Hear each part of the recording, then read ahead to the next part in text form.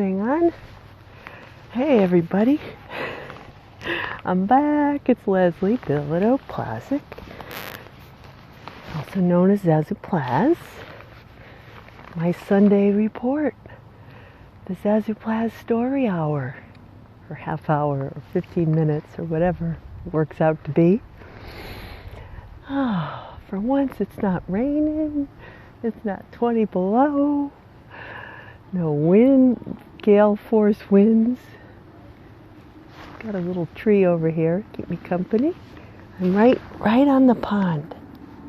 There's some kind of green scum on the water over here. I don't know if you could see. Yeah, it's some kind of algae or something. I'm trying to remember what I knew when I worked at the environmental place. I should go and look it up. I think it's blue-green algae or something like that. There's a little birdhouse over here. Now that I've moved my stand, I can't quite get it back to where it was. Oh man, this is taxing. Which is kind of the mantra for the day. Wait, I'll get this. I'm gonna get it. I'm getting it. It was perfect. It was just perfect. There we go. I got it. Now it's crooked. Okay, how about like that? I can get it. Right like that. It's gonna be a little crooked, but that's gonna have to do. Whew. That was exhausting. So that's my theme for the week. Two themes.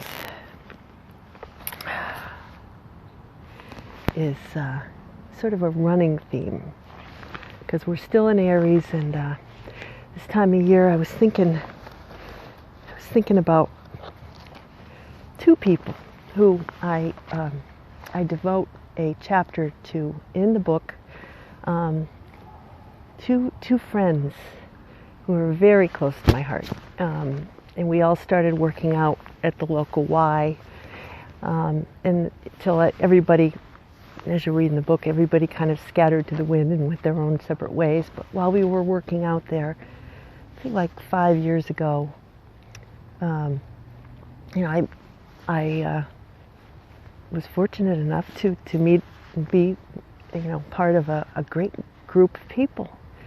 And it wasn't just that we were working out. It was a lot of hard work, but it was fun. It was that we all saw something in each other at 5 in the morning sometimes. I'd come stumbling in around 5:30, but we saw each other at 5:30 in the morning at our absolute most, real selves. We saw our real selves at that hour. So when you're doing push-ups and cranking out workouts, and that's the time of day when you're barely awake. And people see you and they get to know the real you. And then we started running some races together. And so I hope they don't mind if I just show this quickly. This is the group. And we used to do these TRX classes where my son used to joke we were hanging from the ceiling by straps, like those canvas straps, and torturing our bodies in every way imaginable. But see, there I am over there. There's me, and there's my friend. In the book, I call her Karine, and the other friend I call Millie. And these two ladies, what an amazing group of people. So anyway, I'm going to talk about that a little bit. And there was one April, was it 2016, when Karine, who's an accountant, and she's French, she's from France, not French Canadian like I am, of French Canadian descent, but she's rather from the Paris area. American now, but really super athletic, super smart.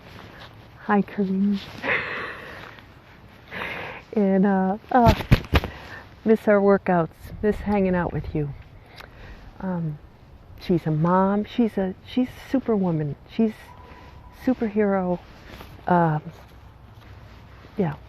someone I really admire. She's smart. She's an accountant with a big accounting firm. And this time of year, she's really superwoman, superhero mom, because she's, accountants have their busiest time around tax season, which is mid-April, and she's probably done with it now, but and she's a busy mom of 2 kids who are, elementary, middle school age, a wife, and she's, got all the balls juggling in the air. So there was this one year, I had just run my first half. I was running a bunch of races with my friend Millie, and here we are at the West Hartford Reservoir, which is on the west side of the Connecticut River. Corrine couldn't make it for whatever reason. She had signed up for this race, and she had a conflict. So I put my name. I had to take her.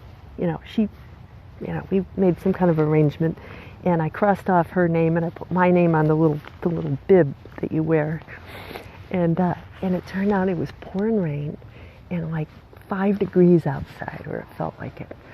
So we were running, and I felt like more pressure. I felt like I had to run faster or something, because her name was on, I was running the race, but the record was like going on under her name for some reason. So I wasn't running my own race. But we had a great time. And if there was anyone who could get me, to run faster, it was Millie, this friend. And then I tell the story. She's finished her race. She's not with us anymore. But it was that period of time. And look at me. I still have those sneakers. And the sneakers, the black ones. And I'm like, okay, you know what? It's time to get a new pair. I have the turquoise ones, which are on the cover of the book, of the Zazoo Plazz book. And, I'm letting go of some things. And I'm starting to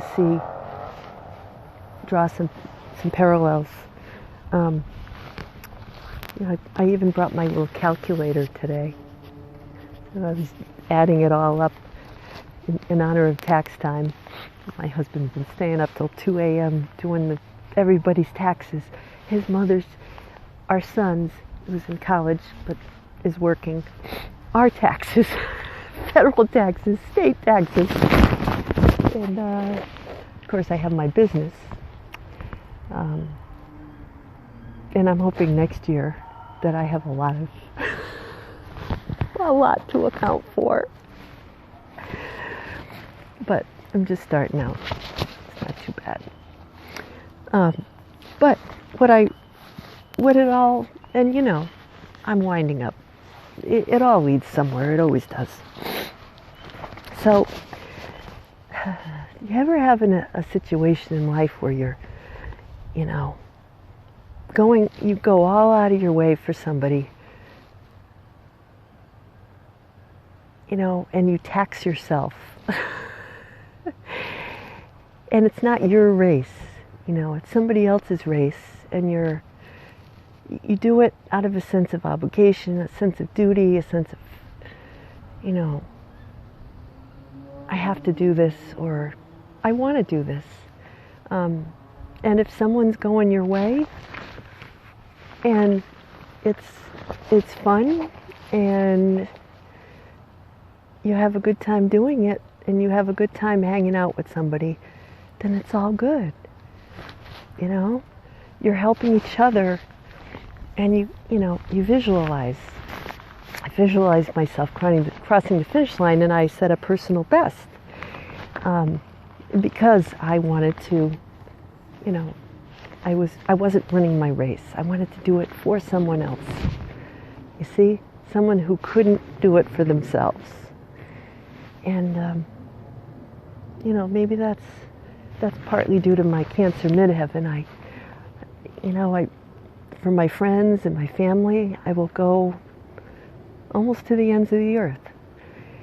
And now and then I stop and I get really tired and I say, whew, I'm really getting taxed and I have to let some things go. And that goes for a lot of things in life,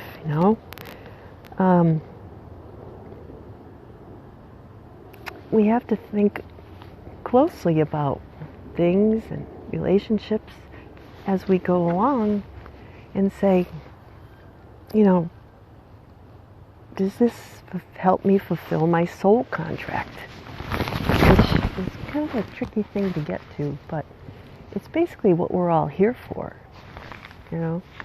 It's kind of like being in school or on a job, and you're learning, you're in a university and you pay tuition and you try to get in there and you want to be a part of that class. You want to learn a particular thing that somebody's teaching.